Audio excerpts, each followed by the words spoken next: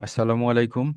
স্বাগত জানাচ্ছি S9 BTC এর ক্লাসে। আজকের ক্লাস হলো ম্যাথমেটিক্সের উপর এবং ম্যাথমেটিক্সের রেশিও এবং প্রপোর্শনের উপর।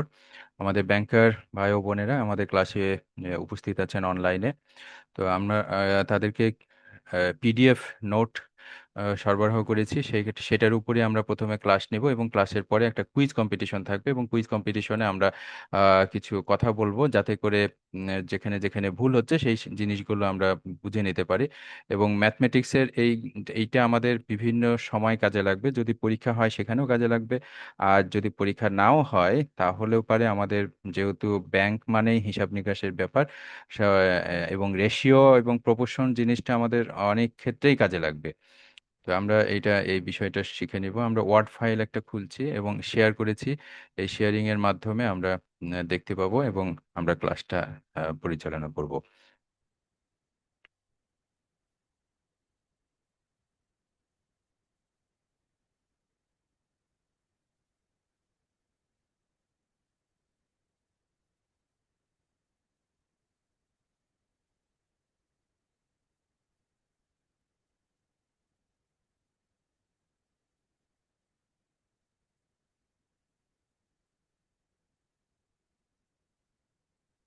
আমি ওপেন করলাম, এটা একটু জুম করে নিই যাতে আপনারা দেখতে পারেন।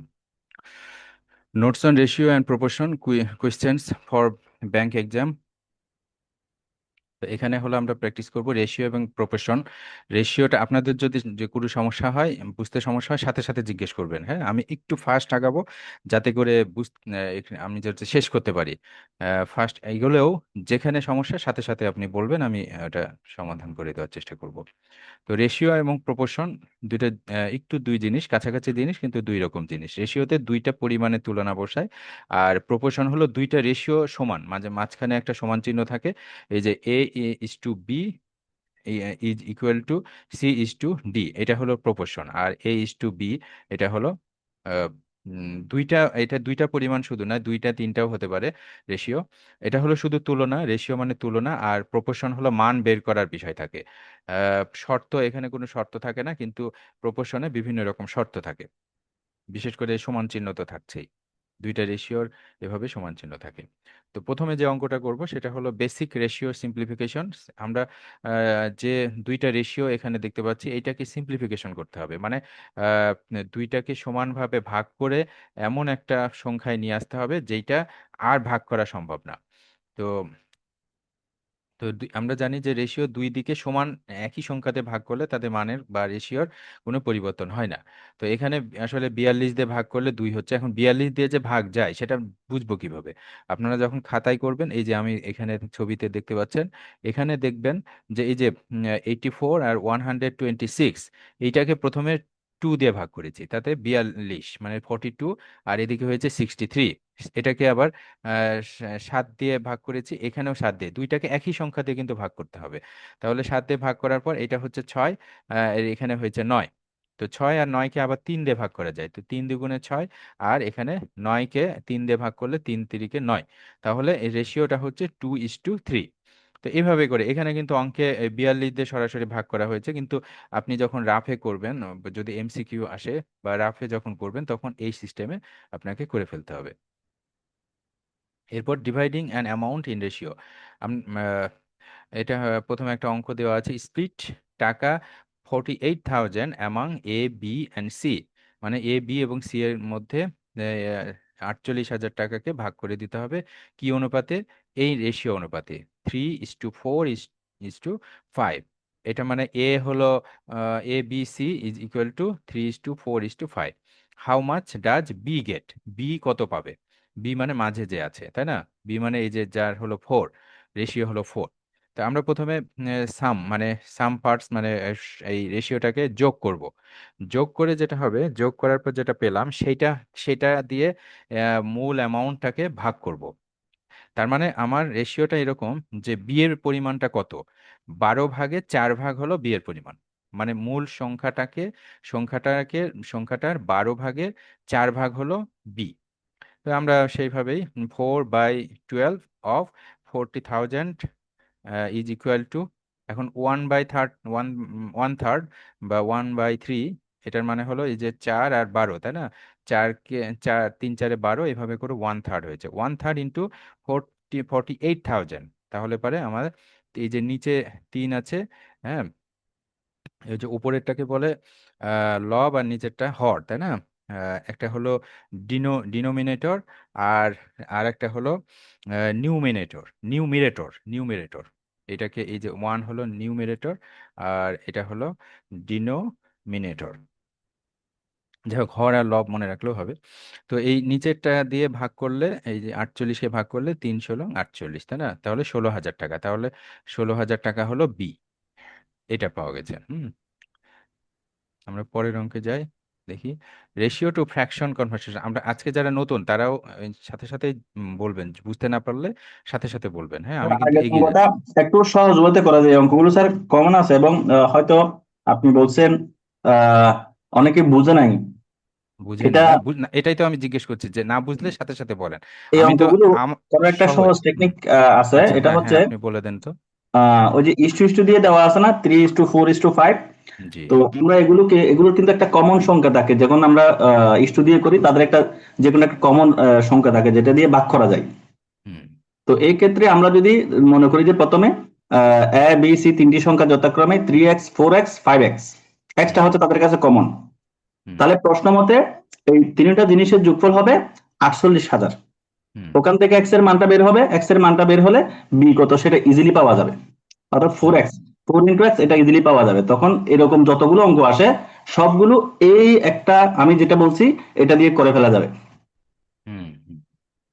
মানে এটা এটা এরকম যে আপনার আহ এই প্রথমে শুরুতেই যত তবে লেট এই যে আহ এই যে এক্স এক্স বসিয়ে হ্যাঁ দিতে হবে, তাই না? হ্যাঁ এই যে এক্স, ইকুয়াল এই টু ইকুয়াল টু ইকুয়াল হচ্ছে ওই যে 48,000, কারণ এই ইকুয়াল তিনটা টু হলো সংখ্যার। 48,000। হ্যাঁ হ্যাঁ একই, এটা হলো মানে এক্স দিয়ে যে কোনো অঙ্ক যখনই আপনি এক্স করবেন এবং হ্যাঁ এই শর্তের সাথে মিলিয়ে দিবেন, তখনই জি কিন্তু অঙ্কটা উত্তর পাওয়া যায়।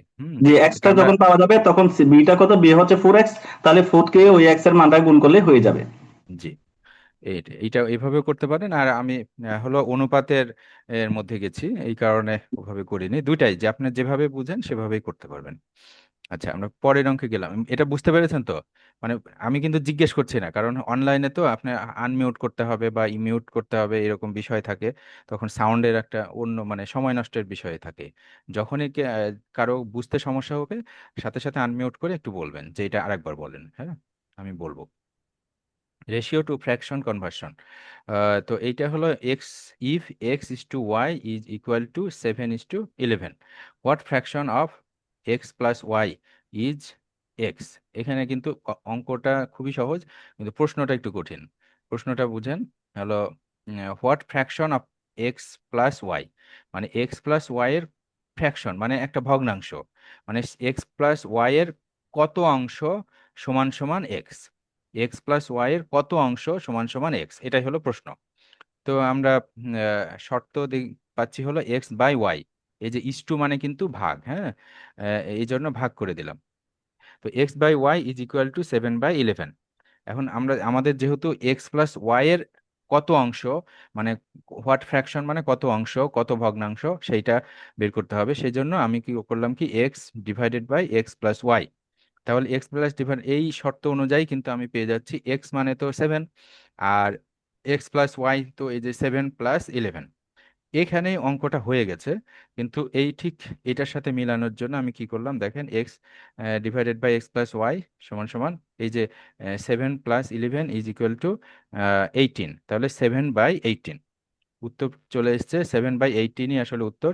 কিন্তু আমি এটার সাথে মিলাচ্ছি, দেখেন, X is equal to 7/18 into X plus Y. এখানে বুঝতে হবে, এই এই এটা হলো নিচে আছে, তাই না? মানে হর হরটাকে যখন আমি সমান চিহ্নের অপর পৃষ্ঠে নিয়ে যাব, তখন এটা নিচে থাকলে ওপরে চলে যাবে, হরে থাকলে লবে চলে যাবে। তার মানে এটা ভাগে থাকলে গুণ হয়ে যাবে, এই যে গুণ হয়ে গেল। আর এই গুণ চিহ্নটা থাকতেই হবে, তার কোনো মানে নাই। গুণ চিহ্ন না থাকলে আহ, মানে গুণ চিহ্ন ধরে নেওয়া হবে, হ্যাঁ। তাহলে 7/18 into S X plus Y. তার মানে এক্স প্লাস ওয়াই এর সাতের, সরি 18-র 7 অংশ। এটাই হলো ফ্র্যাকশন, এটাই হলো উত্তর। এই যে ফ্র্যাকশন চেয়েছে, এটাই হলো 7/18 বা 18 ভাগের 7 এটাই হলো উত্তর। মানে এক্স এর 18 ভাগের 7 হলো এক্স। প্রশ্নটা যতখানি কঠিন, উত্তরটা কিন্তু অতখানি সহজ আর কি। আপনারা বুঝতে পেরেছেন নিশ্চয়ই। এগিয়ে গেলাম।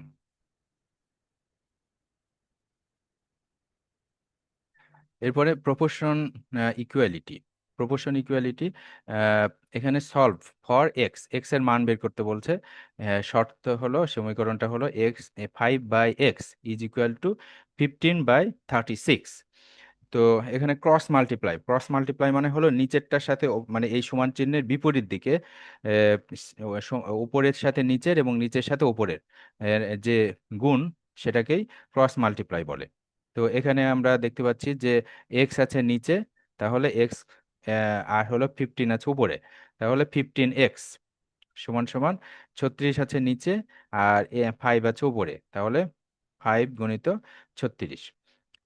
তাহলে অথবা 180 is equal two 15x, 15x হলো। আর তাহলে এই 180-কে 15 দিয়ে ভাগ করলে, মানে এইটা আবার গুণ চিহ্ন, এইটা এই পাশে আসলে কিন্তু ভাগ হয়ে যাবে, তো ভাগ হয়ে এক্স এর মান আসলো 12। এই হলো, বের হয়ে গেল আর কি। তো এগুলো মজার জিনিস, মানে একটু আপনি কাগজে কলমে করলেই বের হয়ে যাবে। হুম। তারপরে ডিরেক্ট প্রপোর্শন আর ইনভার্স প্রপোর্শন, এই দুইটা বিষয় একটু বুঝতে হবে। ডিরেক্ট প্রপোর্শন মানে এতক্ষণ যা করলাম সেগুলো সবই ডিরেক্ট প্রপোর্শন। তো Y is directly proportional to X, মানে এক্স এর মান যেরকম হবে সে অনুযায়ী ওয়াই এর মান বাড়বে আর কি, উল্টা হবে না। আর ইনভার্স প্রপোর্শন হলো একটার মান বাড়লে আরেকটার মান কমবে। আর এটা ডিরেক্ট প্রপোর্শন মানে এক্স এর মান যত বাড়বে ওয়াই এর মান তত কম বাড়বে, আর ওয়াই এর মান যত বাড়বে এক্স এর মানও তত বাড়বে, এরকম আর কি। তো আহ, আচ্ছা, একটু মিউট করে নেন সবাই। আচ্ছা, এরপরে শর্ত হলো যদি if Y is equal to 26 when X is equal to 6, মানে এক্স সমান 6 হলে ওয়াই হলো 24।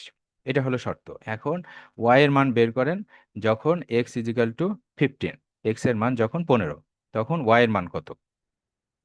তা আমরা যে প্রথমে এইটার কিন্তু আসলে দরকারই ছিল না।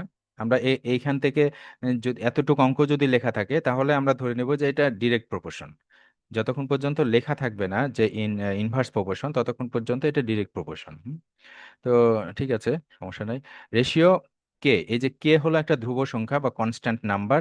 এইটা এইটা হলো ওয়াই ভাগ এক্স, মানে y/x ইজিক্যাল টু কে, এটা ধরে নিলাম যে একটা কনস্ট্যান্ট সংখ্যা আছে।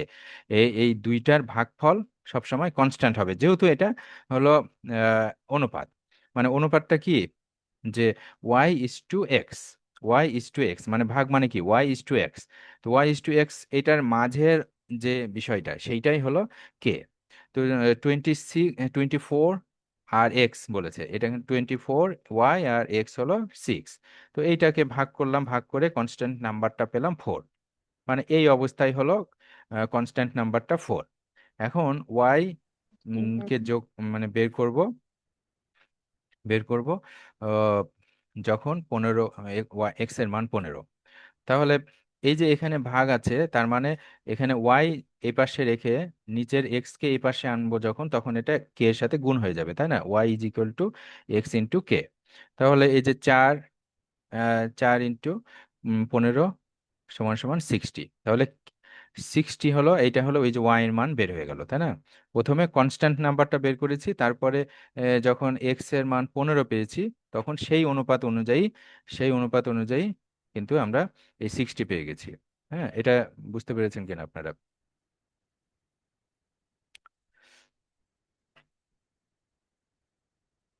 এবার ইনভার্স প্রপোর্শন হলো একটা বাড়লে আরেকটা কমবে, একটা কমলে আরেকটা বাড়বে। তো এইখানে যেমন ভাগ হয়েছে, ভাগ করে কনস্ট্যান্ট নাম্বার পেয়েছি, এইটা হলো গুণফল কনস্ট্যান্ট নাম্বার। মানে এটা যখন ইনভার্স প্রপোর্শন তখন দুইটা রাশির গুণফল হলো কনস্ট্যান্ট, আর এটা যখন ডিরেক্টলি প্রপোর্শন তখন দুইটার ভাগফল হলো কনস্ট্যান্ট। এইটা মনে রাখবেন। হুম। তো এখানে যখন গুণফল কনস্ট্যান্ট তখন কি হচ্ছে, এই যে আমরা ওয়াই ইজিক্যাল টু 8 আর এক্স ইজিক্যাল টু 3, তাহলে 3 × 8 = 24, এই 24টা হলো কনস্ট্যান্ট। তার মানে এই গুণফল, দুইটা রাশির গুণফল যখন কনস্ট্যান্ট হবে তখন তো এই একটা বাড়াতে হবে একটা কমাতে হবে, এইভাবে ব্যালেন্স করতে হবে, যেহেতু inversely proportion. when x = 12, x আমরা পেয়েছি x = when x = 12, তাহলে y = k/x। k/x কিভাবে আসলো, এই যে k পাশে থাকলো, আহ, আর এক্সটাকে এ পাশে আনলে ভাগ হয়ে গেল, তাই না? তাহলে 24কে 12 দিয়ে ভাগ করলে এক্স এর মান এই যে 12, এই এই 12টা এখানে বসিয়েছি, সমান সমান 2 পেলাম। তাহলে এক্স এর মান কত পেলাম, 2 পেলাম। তাই দেখুন, দেখেন যে 12 × 2 মানে 24, আবার 3 × 24। তাহলে এই এক্স আর ওয়াই হলো ইনভার্সলি প্রপোর্শন। এখানে যখন এক্স এর মান 12 হয়েছে তখন ওয়াই এর মান হয়ে গেছে 2, আর এখানে এই এক্স এর মান যখন 3 তখন ওয়াই এর মান হয়ে গেছে 8। তার মানে এক্স এর মান একটু বেড়েছে আর ওয়াই এর মান একটু কমে গেছে, তাই না? হ্যাঁ, এটা, ও, এখানে একটু ভুল হয়েছে নাকি? ও না, ঠিক আছে, এই যে ওয়াই, এটা তো ওয়াই এর মান। হুম, ওয়াই এর মান, ওয়াই হলো 12, Y, sorry, X is equal to 12, Y is equal to 2। এখানে 8 হলো ওয়াই, এক্স হলো 3। এই হলো, এটা বুঝতে পেরেছেন? এইটা কেউ একজন বলেন বুঝতে, মানে ঠিক আছে স্যার। ঠিক আছে না? আচ্ছা, এটা এ সম্পর্কে আরেকটু বাংলায় এখানে লেখা আছে। ইনভার্স প্রপোর্শন হলো ব্যস্তানুপাত। এটি এমন একটি সম্পর্ক যেখানে একটি রাশি বাড়লে অন্য রাশিটি সেই হারে সমান হারে কমে, এবং একটি রাশি কমলে অন্যটি বাড়ে। এভাবে দুইটি রাশির গুণফল, প্রোডাক্ট, গুণফল মানে প্রোডাক্ট, হ্যাঁ, গুণফলের ইংলিশ হলো প্রোডাক্ট, স্থির এবং কনস্ট্যান্ট থাকে। গুণফল স্থির থাকে, আর যেটা ডিরেক্টলি প্রপোর্শন থাকে তখন ভাগফল কনস্ট্যান্ট থাকে। আচ্ছা, inverse proportion formula is written, এভাবে লেখা হয় y = k/x। হুম, মানে এখানে আবার ভাগ হচ্ছে কিভাবে, উল্টো করে, মানে কনস্ট্যান্ট নাম্বারকে ভাগ করলে আরেকটা নাম্বার পাওয়া যাচ্ছে, এই এই আর কি। তো k is the constant of proportionality, y increases as x decreases, y decreases as x increases। দুইটি রাশি এক্স এবং ওয়াই ইনভার্স প্রপোর্শন হলে সেটা আসলে এইভাবে লেখা হয়। এটা হলো এই ইনভার্স প্রপোর্শন বা প্রপোর্শনের sign, X inversely proportion to Y.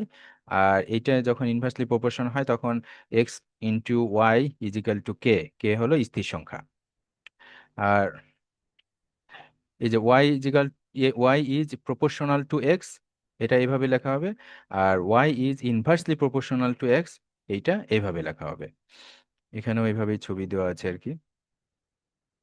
তো এইটা কোথায় কাজে লাগে, এই যে কাজ আর শ্রমিক, এইখানে যে কাজে লাগবে। মনে করেন যে 4জন শ্রমিক 6 দিনে কাজ শেষ করে, একটা কাজ, একটা নির্দিষ্ট কাজ, 4জন শ্রমিক 6 দিনে কাজ শেষ করে। যদি এখন শ্রমিকের সংখ্যা বাড়ান তাহলে দিন কমে যাবে, আর যদি দিনের সংখ্যা বাড়ান তাহলে শ্রমিক অত লাগবে না, তাই না? তো যদি শ্রমিক বাড়ে দিন কমবে। তো এখানে 4 × 6 = 24, তার মানে এই যে ধ্রুব সংখ্যাটা হলো 24। এখন যদি শ্রমিক সংখ্যা 8জন করা হয় তাহলে এই ধ্রুব সংখ্যাকে 8 দিয়ে ভাগ করব, তাহলে কি পাবো, এই যে 3, 3 × 8 = 24, তাহলে দিন পেয়ে যাব হলো ডে, ডে হলো 3। এভাবে শ্রমিক বাড়ছে দিন কমছে। এই জিনিসটা আরো গতি আর সময়, এটাও কিন্তু ইনভার্সলি প্রপোর্শনেট। তো গাড়ির গতি যত বাড়ে সময় তত কমে, গতি ইনটু সময়, স্থির দূরত্ব। এই যে স্থির দূরত্ব মানে এটা কনস্ট্যান্ট নাম্বার, দূরত্বটা তো কনস্ট্যান্ট নাম্বার। এখন এই দূরত্ব অতিক্রম করতে যে গতি যত বাড়াবেন সময় তত কমবে, আর সময় যত বাড়াবেন গতি তত কমালেই হবে। কিভাবে বোঝা যায় ইনভার্সলি প্রপোর্শন, একটি রাশি বাড়লে আরেকটি রাশি কমে, দুইটি রাশি গুণফল সর্বদা কনস্ট্যান্ট থাকে। গুণফল কনস্ট্যান্ট, এটা মনে রাখবেন। গ্রাফে এটা, গ্রাফটা দেখলে একটু আরো ক্লিয়ার হবে। গ্রাফে দেখেন যে এখানে এক্স এর মান বেশি, ওয়াই এর মান, সরি, ওয়াই এর মান বেশি, এক্স এর মান কম। এখানে এসে ওয়াই এর মান বেশি, হ্যাঁ, সরি, এটা ওয়াই এর মান কম, এক্স এর মান বেশি। এই যে এটা এক্স, এটা ওয়াই, আর এখানে এটা হলো এক্স, আর এইটা হলো ওয়াই। তাহলে এইটা একটা একটু গোলকের মতো আকৃতি সৃষ্টি করছে, হ্যাঁ, বাঁকা একটা রেখা সৃষ্টি করছে। তো এইটা ডিরেক্ট প্রপোর্শন হলো কিন্তু মানে সরলরেখা সৃষ্টি করবে গ্রাফে, কারণ এটা এক্স এবং ওয়াই সমানভাবে বাড়ছে, এক্স বাড়ছে ওয়াই বাড়ছে, এভাবে করে সমান সরলরেখা সৃষ্টি করবে। তো এইটার ব্যবহার, ইনভার্সলি প্রপোর্শনেটের ব্যবহার হলো ওয়ার্ক এবং টাইম, মানে কাজ এবং সময়, স্যার, এই স্পিড। তিনোটা চিত্র তো স্যার, একটা স্যার উপরটা স্যার সূচক ব্যয়, নিচেরটা হচ্ছে স্যার ইকোনমিক্সের দাম আর যোগানের সম্পর্ক, আরেকটা স্যার দাম আর হ্যাঁ, চাহিদার সম্পর্ক স্যার। হ্যাঁ, হ্যাঁ, হ্যাঁ। তো ওইটাই প্রপোর্শনেট, যখনই এইটা আপনার ইনভার্সলি প্রপোর্শনেট হবে তখনই এইরকমই হবে, এই জন্য কাজে লাগবে আর কি। তারপরে স্পিড এবং টাইম, ম্যান এবং ডেজ, মানে ওই যে লোকবল এবং দিন। তারপরে পাম্প, পাম্প মেশিন এবং ফিলিং টাইম, মানে আপনার ওই যে কন্টেইনার ফিলিং টাইম। আর পাইপ, পাইপ যতগুলো পাইপ দিবেন কন্টেনার, এটার রেট এরকম হবে। আর মেশিন আর প্রোডাকশন, আপনার মেশিন যত বেশি দিবেন বা মেশিনের স্পিড যত ভালো হবে, সেটার সাথে প্রোডাকশনের একটা এই ইনভার্সলি প্রপোর্শনেট সম্পর্ক, প্রোডাকশন টাইমের, সরি, প্রোডাকশন টাইমের একটা সম্পর্ক থাকবে, কিন্তু ইনভার্স, মানে বিপরীত সম্পর্ক। এরপরে হলো এজে চলে আসলাম। এজটাও কিন্তু আমরা এইভাবে, এজের অঙ্কগুলো আমরা মানে এগুলোও কিন্তু এক্স দিয়ে ধরে করা যায়, এটা আমরা ধ্রুব সংখ্যা কে ধরে করব। এ এবং বি রেশিও হলো 5:3 আফটার 6 ইয়ার্স। বয়সের ক্ষেত্রে আবার একটা হয় যে মানে এই প্রপোর্শনেট কিন্তু 6 বছর পর একই প্রপোর্শনেট থাকবে না, হ্যাঁ, 6 বছর পর প্রপোর্শনটা অন্যরকম হবে। কি প্রপোর্শন হয়েছে? 11:7। ফাইন্ড প্রেজেন্ট এজ, বর্তমান বয়স বের করতে বলেছে। তো আমরা ওই যে ধ্রুব সংখ্যা কে ধরে 5 কে আর 3 কে ধরলাম। তাহলে 6 বছর পর কি হলো? 5 কে + 6 = 3 কে + 6 সমান সমান এই 11/7। এটা তো এখানে আমরা পাচ্ছি, তাই না? 6 বছর পর এইটা, আর 6 বছরকে আমরা এইটাকে আমরা 6 বছর যোগ করেছি।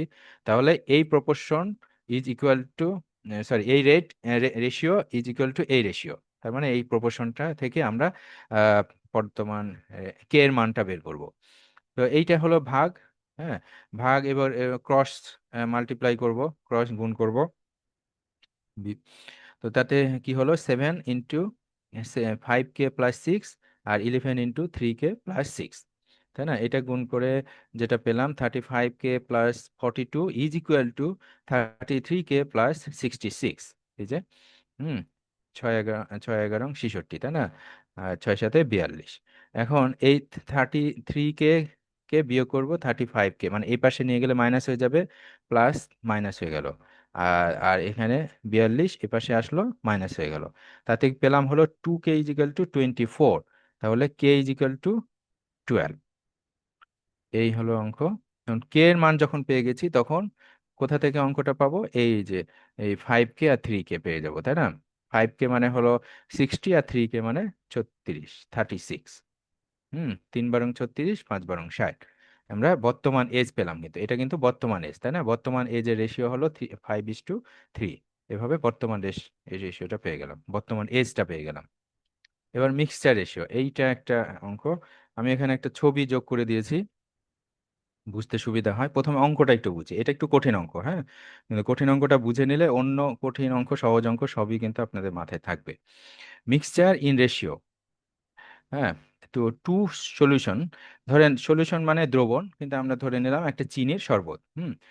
এটার মধ্যে চিনি কতখানি আছে? এই যে 10% চিনি আছে, আর একটা দ্রবণে 30% চিনি আছে। এই দুইটা, এই যে কনসেন্ট্রেশন মানে হলো মূল দ্রবণ, ওর মধ্যে যে মূল উপাদানটা। তো আমরা ধরে নিলাম এখানে চিনি, আর সলিউশন হলো চিনি শরবত। তো এইটা 10% এবং 30%, একটাতে আছে 30% চিনি আর একটা আছে 10% চিনি। এখন এই দুইটা শরবতকে আমরা মিক্সড করব, এমন 20 লিটার, আর 18% চিনির শরবত তৈরি হবে। 18%, এই যে ছবিটা দেখেন, যে আমরা 18% 20 লিটারের একটা এই চিনির শরবত তৈরি করব, যেখানে 18% চিনি থাকবে। তো আমরা যোগ করব এমন মাত্রায় এই দুইটা দ্রবণকে, যাতে করে এই 18% চিনির দ্রবণ হয় 20 লিটার। তো তো প্রথমে আমরা ধরলাম যে এক্স লিটার, এই 10% যে দ্রবণ সেটা হলো এক্স লিটার। তাহলে অবশ্যই 30% দ্রবণ হলো 20 লিটার মাইনাস এক্স লিটার, তাই না? তাহলে এই দুইটা দ্রবণ যোগ হয়ে হবে এই 20 লিটারের 18% দ্রবণ। এইটা বুঝতে পেরেছেন কিনা? মানে এই অঙ্কটা আগে বুঝালাম। হুম, এটা ক্লিয়ার তো? মানে যদি কেউ প্রশ্ন না করেন তাহলে আমি বুঝে নেবো যে ক্লিয়ার। আবার একটু বলুন স্যার, আর হ্যাঁ, একটু বলেন। আবার বলবো। আচ্ছা, এই যে আমরা আমাদের উদ্দেশ্য হলো, আমাদের কাছে প্রথমে এই দুইটা গ্লাস আছে, হ্যাঁ, দুইটা কন্টেনার আছে, যেখানে আমরা জানি না আহ, যে এখানে আমরা 10% চিনি চিনি দ্রবণ আছে, আর এখানে 30% চিনি দ্রবণ আছে, ঠিক আছে? এই দুটা এমন মাত্রায় যোগ করব, মাত্রা মানে হলো পরিমাণ, এমন পরিমাণে যোগ করব যাতে করে এবার 18% চিনি হয়। মনে করেন যে আপনি দুইটা গ্লাসে চিনি শরবত তৈরি করেছেন, একটা খুব মিষ্টি আর একটা কম মিষ্টি। তো দুইটা গ্লাস এক করলেন যখন, তখন একটা ব্যালেন্স হয়ে যাবে না? তো এখানে মিষ্টি কম, তাই না? চিনি কম মিষ্টি কম, এখানে চিনি বেশি মিষ্টি বেশি, এই দুইটা মিক্সড করে আমরা একটা ব্যালেন্স করে ফেলবো 18%। তো এখন ধরে নিলাম যে এখন কোনটা কত মাত্রায় সেটা আমাকে হিসাব করে বের করতে হবে। হ্যাঁ, ওইটা তো মিক্সড করেছেন, স্বাদ বোঝার চেষ্টা করলেন, কিন্তু আমি কিন্তু অঙ্ক করছি এখন। তো 20 লিটারের মধ্যে এক্স লিটার হবে 10% দ্রবণ, আর তাহলে 30% দ্রবণ কত হবে? তাহলে 20 লিটার থেকে এক্স লিটার বিয়োগ করলেই তো 30% হবে। ঠিক আছে? এবার বুঝতে পেরেছেন কিনা? এটা হলো জাস্ট অঙ্কটা বুঝলাম, তারপরে সলিউশনের দিকে যাব। হুম, তা আমার মনে হয় স্যার, বুঝতে পেরেছেন, তাই না? হুম, আমি একটু হ্যাঁ, হ্যাঁ বলেন। শেয়ার করি। ওই চিত্রের সাথে আপনার ম্যাথের সলিউশন একটু ভিন্ন, উল্টো হয়ে গেছে। উল্টো হয়ে গেছে? জি স্যার। ও, ও আচ্ছা আচ্ছা এক্স আচ্ছা। এক্স লিটারটা ধরা হয়েছে 30%, উল্টো হয়ে গেছে। ও আচ্ছা আচ্ছা। আচ্ছা ঠিক আছে, এটা এটা জাস্ট বুঝতে পারলেই হলো। মানে হুম, এটা বুঝতে পারলে এদিক হবে, এটা ঠিক এদিক আছে। হবে, হ্যাঁ। হ্যাঁ, হ্যাঁ, জি thank you sir. Thank you. আমি ওই ছবিটা যখন নিয়েছি, তারপরে এইটাই হলো ওই যে ইয়ের মাধ্যমে, এডিটের মাধ্যমে করেছি, তো এটা আমার খেয়াল ছিল না। এটা উল্টা হয়ে গেছে, হ্যাঁ। Thank you. এই যে 10% হলো এইদিকে, আর ঠিকই আছে, মানে এক্সটা হ্যাঁ, এদিকে হ্যাঁ, ধরেছি, এটা এক্সটা হ্যাঁ, এদিকে হ্যাঁ, ধরা হয়েছে, হ্যাঁ, জি থার্টি স্যার, পার্সেন্টকে এখানে অঙ্কে 30%কে এক্স ধরা হয়েছে। আচ্ছা ঠিক আছে, জি জি, কিন্তু এখন ওইটাই। বুঝতে সমস্যা নাই তো? মানে এইটাকে এক্স ধরে বুঝতে না ধরে সমস্যা। এটাকে এক্স ধরেছি। হ্যাঁ ঠিক জি, আছে। ওইটাই। এবার আমরা অঙ্কে যাই। এই যে তাহলে আমরা মিক্স করব 10% সলিউশন এবং 30% সলিউশনকে প্রডিউস করার জন্য 20 লিটারের 18% সলিউশন। আচ্ছা, তো এক্স এটা ধরলাম 30%, এবং এইটা 20 এক্স হলো 10%, তাই না? আচ্ছা, তাহলে পিওর ওই দিক থেকে পিওর আগে নিয়ে আসতে হবে। এই যে 18%-এর, 20 লিটারের মধ্যে 18% হলো চিনি। তাহলে 18%, তাহলে 20 লিটারের 18% মানে কত? 3.6, তাই না? এটা হলো pure, total pure in final mixture, এটা হলো ফাইনাল মিক্সচার। ঠিক আছে? আর এইবার এইখান থেকে আমরা কিন্তু এই যে এক্স আর 20 - এক্স, তো এইখান থেকে এক্স এর মিশ্রণ কত হবে? পয়েন্ট, এই যে এখানে দেখেন, পিওর অফ 30%, পিওর অফ 10%। তো এটা কি? 0.0%, মানে বুঝতে পারছেন 100 দিয়ে ভাগ, তাহলে 0.3, তাই না? এক্স প্লাস 0.10 × 20 - এক্স, এটা যোগ করে গুণ করে কি হলো?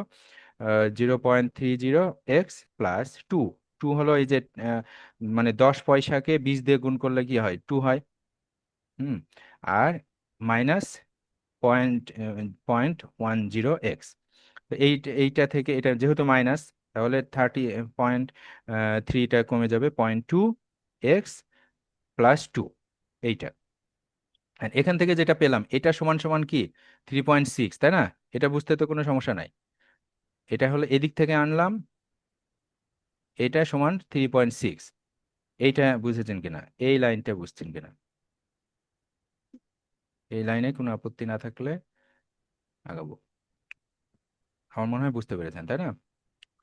তারপরে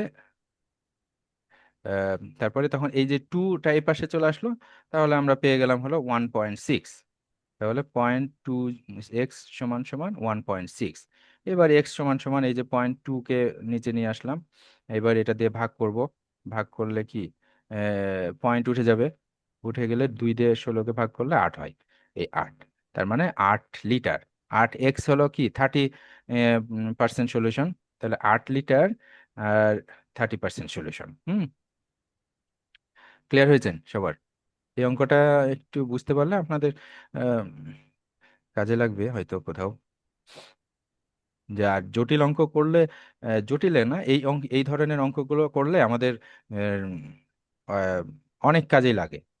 হ্যাঁ, আপনাদের এই যে অনেক সময় আমরা যে রিপোর্ট গুলো করি, যেমন এক্সেল এর কাজ জানলে কিন্তু আপনার রিপোর্টটা সহজ হয়ে যায়, সেরকম এই ম্যাথের অনেক কিছুই আমরা জানলে আপনাদের অনেক কাজ সহজ হয়ে যাবে।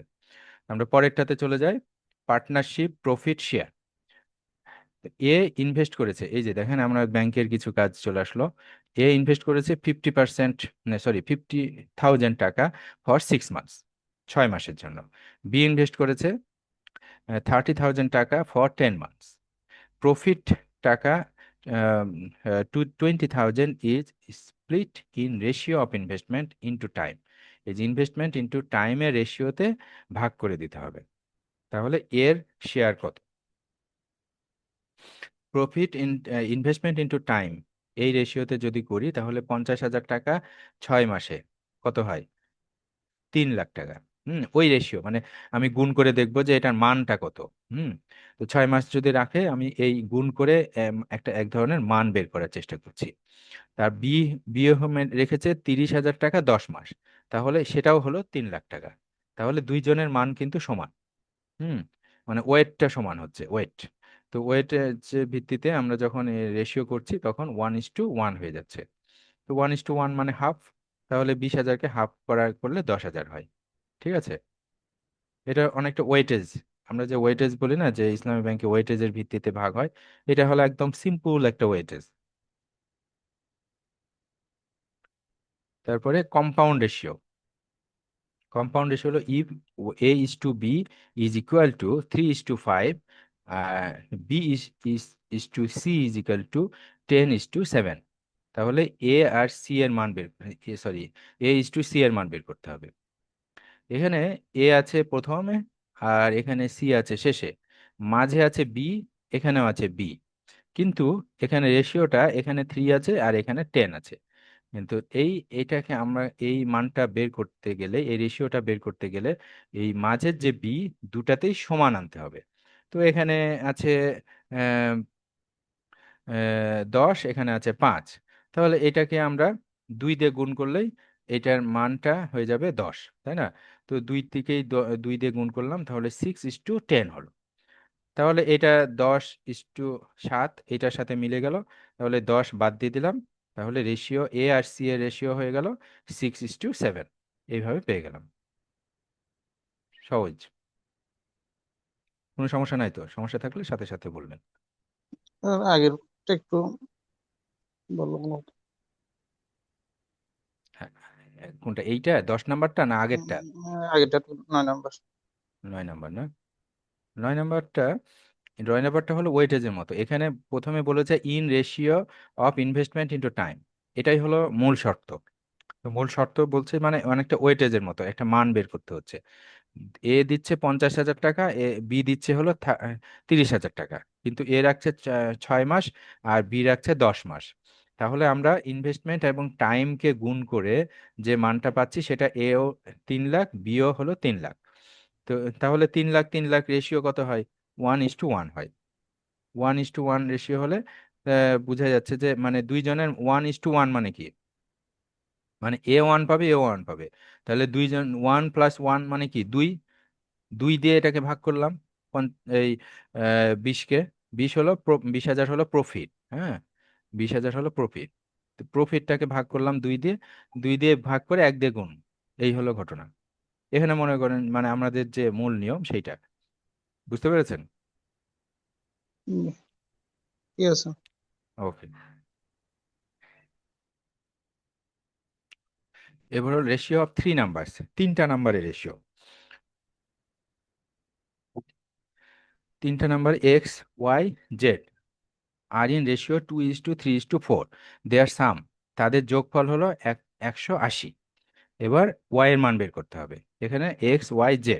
এখন এই তাদের যেহেতু একটা মূল সংখ্যার তাদের মূল সংখ্যার যোগফল পাওয়া যাচ্ছে, আর এগুলো হলো রেশিও, মানে তাদের অনুপাত, মানে একজনের মানের সাথে আরেকজনের মানের কি রকম অনুপাত বা কম বেশি, সেটা কিন্তু একটা ফিক্সড অনুপাত এখানে আমরা পাচ্ছি। তো সেই ফিক্সড অনুপাতটাকে আমরা কি করব, সাম অফ পার্টস মানে যোগ করব। যখন 9 হলো, তাই না, তিনটা যোগ করলাম 9। আচ্ছা, কেউ কিছু বলবেন, বলেন। শাইলা ম্যাডাম হাত তুলুন। যোগফল হলো 9, তাহলে 9 ভাগে 3 ভাগ হলো ওয়াই। এই যে ওয়াই হলো 3। ম্যাডাম কিছু বলবেন? এই 9 ভাগে 3 ভাগ অফ 180।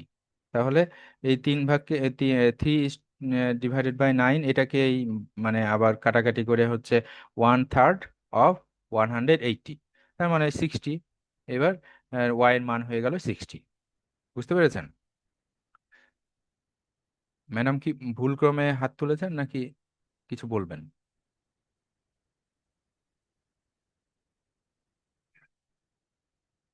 এটা নিয়ে সমস্যা নাই তো?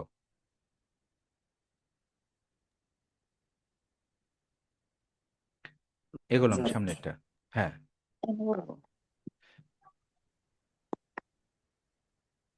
সামনে একটা এগোলাম, হ্যাঁ। আচ্ছা, প্রপোর্শন উইথ আননোন মাল্টিপ্লায়ার।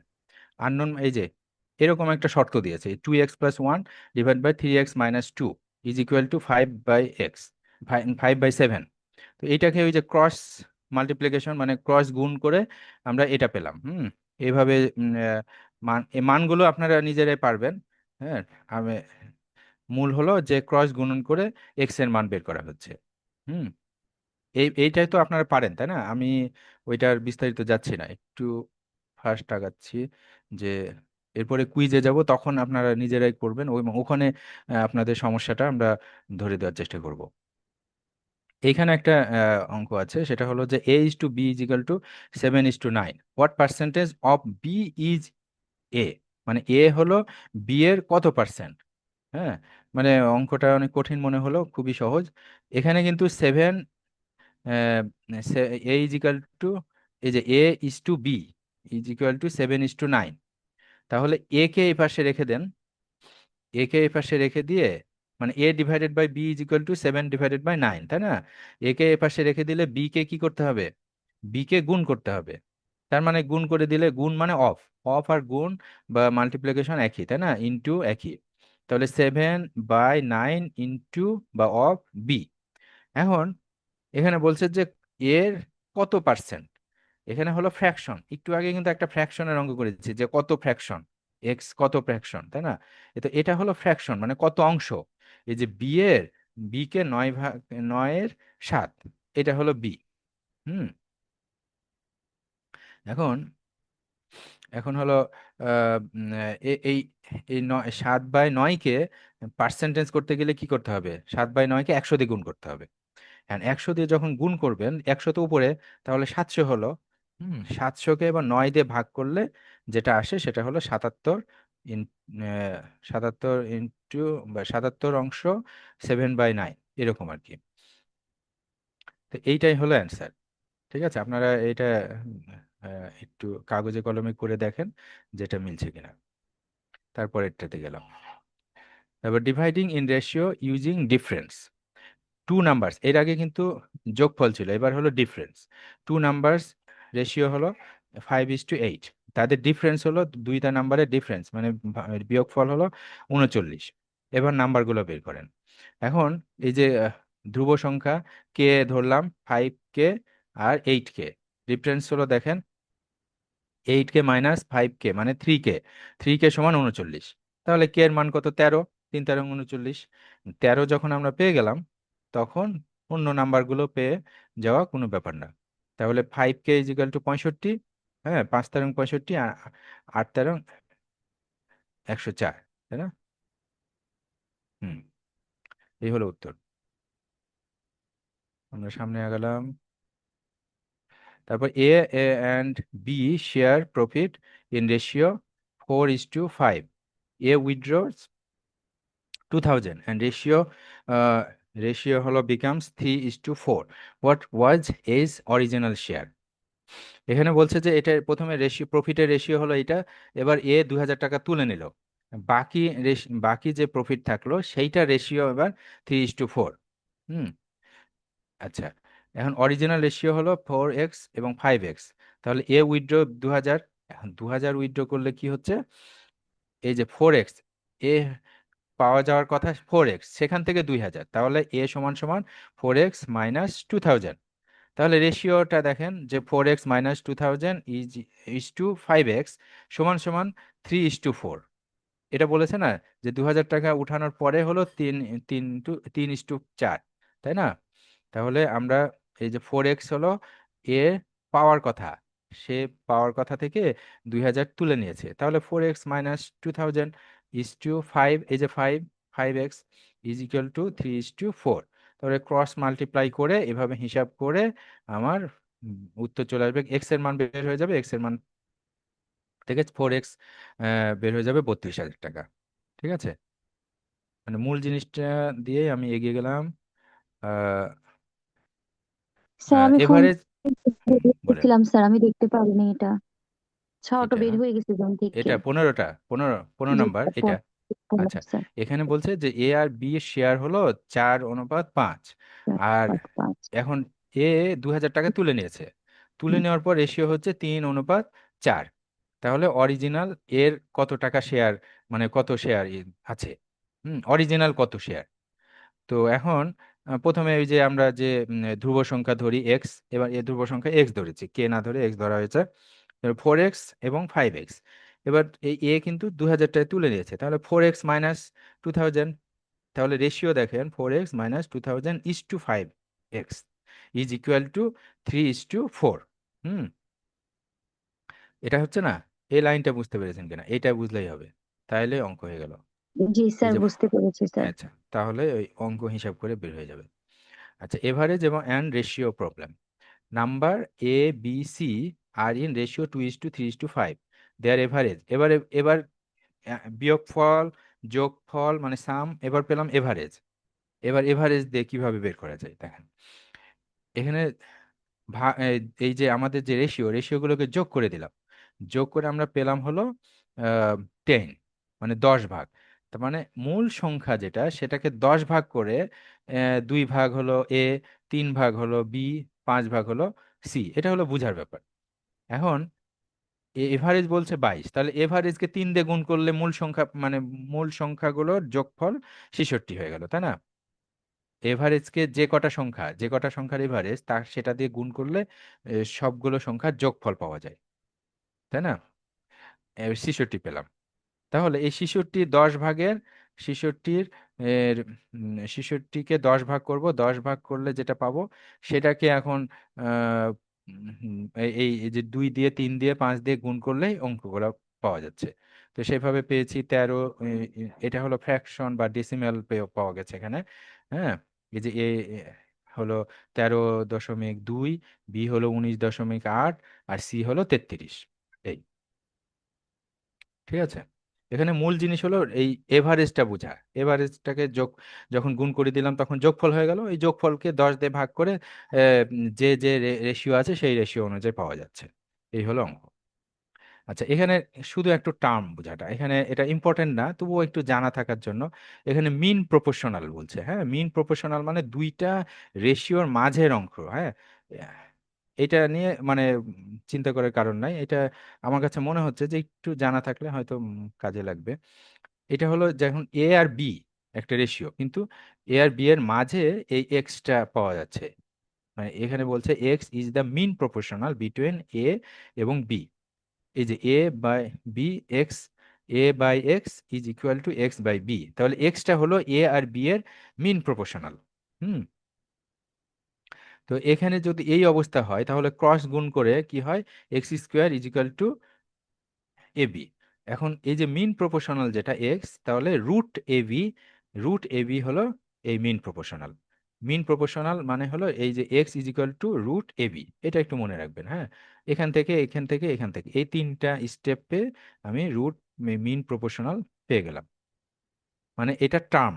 ঠিক আছে, এই যে মনে করেন যে প্রশ্ন করছে যে মিন প্রপোর্শনাল বিটুইন 4 এবং 9-এর মিন প্রপোর্শনালটা কি। এটা হয়তো আসার সম্ভাবনাটা কম আমার কাছে মনে হয়, তবে যদি চলে আসে তো জিনিসটা সহজ, এই জন্য শিখে রাখলে কোনো সমস্যা নাই।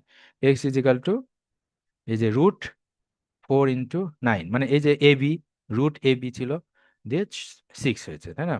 6 হলো the mean proportional. Simple meaning হলো এই যে এইটাই এখানে, if N it is a number that becomes the middle term of a proportion. এই যে A/X is equal two X/B, মানে দুইটার মিডিলে থাকে, হ্যাঁ। এইটা একটু আগে একটা অঙ্ক করলাম না, দেখেন যে আমরা এই মিডিল প্রপোর্শনের মাধ্যমে কিন্তু অঙ্কটা পেরেছি। এই অঙ্কটা হলো উম, এইটা, দেখেন এটাকে কিন্তু মিডিল প্রপোর্শন, এই যে 6 এই যে 10, এই যে 10 আর এখানে 10, তাহলে এখানে বি হলো মিডিল মিন প্রপোর্শন, মিডিল নাম্বার, মিন প্রপোর্শন। এখানে কিন্তু এখানে করেছি, দেখেন এই যে এটা 10, এটা 10, এটাই এক্স। বুঝতে পেরেছেন আমি বুঝাতে পারলাম কিনা? এইটা এখানে চলে আসলো। এবার হলো ফোর্থ প্রপোর্শনাল, যদি এরকম চলে আসে, এটা অনেক সময় আসতে পারে। 6, 2, 6, 8 এরপরে প্রপোর্শনালটা কি? হুম, তো এটাও সহজ, এখানে এক্স ধরে নিলাম। দেখেন 2/6 ইজিক্যাল টু 8/x, তখন এক্সটা এখানে থেকে গেল, এই 8কে এ পাশে নিয়ে আসলাম, 8কে এ পাশে, সরি, এক্স কে এ পাশে নিয়ে আসলাম, আর এই এক্স তো নিচে আছে, এক্স কে এ পাশে, আর এইটাকে নিয়ে আসলাম, এই যে 2/6 কে ও পাশে নিয়ে গেলাম, তাহলে 6 ছিল নিচে, ওপরে উঠে গেল, আর এই 2 ছিল ওপরে, নিচে নেমে গেল। এই হলো অঙ্ক। এভাবে এক্স এর মান পাওয়া গেল 24। তাহলে ফোর্থ প্রপোর্শনাল হলো 24, 2:6:8:24, মানে 2:6 = 8:24। এটা হলো ফোর্থ প্রপোর্শনাল। এরপরে হলো দ্বিত্ব রেশিও, এটাও আসার সম্ভাবনা কম, তবে একটু মানে এটা খুব একটা কঠিন না, জাস্ট স্কোয়ার করতে হবে। এটা হলো ডুপ্লিকেট রেশিও, হলো স্কোয়ার করে দিতে হবে, এটা হলো ডুপ্লিকেট রেশিও, ঠিক আছে? আপনার বলা হচ্ছে যে 3 এবং 5-এর ডুপ্লিকেট রেশিও, তাহলে 9:25, এটা হলো ডুপ্লিকেট রেশিও। আর আরেকটা হলো অধিত্ব, মানে সাব ডুপ্লিকেট, এটা হলো রুট, মানে A/B কে রুট করে দিলাম, তাহলে এটা হলো সাব ডুপ্লিকেট রেশিও। এই আমরা কিন্তু শেষ করলাম, এই যে ডুপ্লিকেট রেশিও আর sub duplicate ratio. Duplicate ratio হলো স্কোয়ার করে পাওয়া যাবে, আর আর এটা হলো স্কোয়ার রুট করে পাওয়া যাবে। আমরা মোটামুটি মনে হয় যে শেষ করেছি, এটা হলো একটু নিচে নামিয়ে রাখলাম।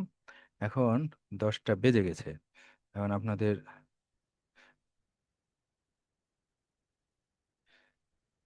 আমরা কি কুইজটা শুরু করব? আপনাদের ধৈর্যের অবস্থা বুঝতে কেমন? স্যার পারবো না স্যার। আচ্ছা, তাহলে আমি অ্যাসাইনমেন্ট দিয়ে দিই, আপনারা আপনাদের সময় মতো করে নিন। অ্যাসাইনমেন্ট 3 দিন সময় থাকে, হ্যাঁ। চেষ্টা করি না স্যার, দেন না স্যার, আমি তো অঙ্ক একদম কাঁচা স্যার। এটা আহ, সেলেবাস পারবো না স্যার। না ভাই, পারবো না ভাই, আমার এই সব মাথার উপর দিয়ে গেছে, প্রচুর মাইগ্রেনের ব্যথা। স্যার আমারও মাথা ব্যথা, আমার গাড়ি চেষ্টা স্যার উঠে গেছে।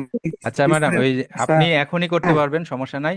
অ্যাসাইনমেন্ট দিলে যার যার মতো আপনি করবেন, কিন্তু পরীক্ষাটা কুইজের মতোই আনন্দ পাবেন, সমস্যা নাই। হ্যাঁ, কিন্তু নাম্বারটা মানে আপনারা সবাই যেন দেন, এটা আর কি। আমরা কয়জন আছি? 11 জন বা 10 জন আছি। স্যার অ্যাসাইনমেন্টে স্যার অ্যাসাইনমেন্ট, আমি পারবো না স্যার, সবাই মিলে একসাথে দিতে আনন্দ লাগে। আচ্ছা যাই হোক, আমরা আসলে লেকচারটা বড় হয়ে গেছে তো আমরা, এবং ম্যাথটা এটা মাথায় ঢুকাতে পেরেছি এবং শেষ করতে পেরেছি, এটা আলহামদুলিল্লাহ।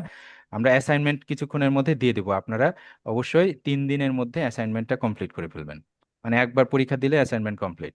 আমি আমি কিন্তু দেখতে পাবো কে কত নাম্বার পেয়েছে। তো সবাইকে ধন্যবাদ, আমি জাস্ট রেকর্ডটা অফ করি।